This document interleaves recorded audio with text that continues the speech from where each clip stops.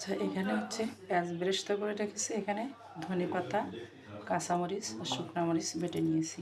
ভেটকি মাছটা ভর্তা করবো। এটা একটু হালকা এখানে আদা ভাঙা করে নেব এর ভিতরে দিয়ে। এই যে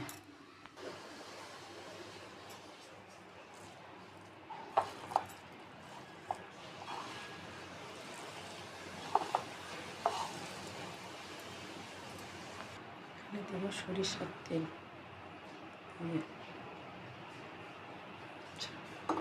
একটু দেবো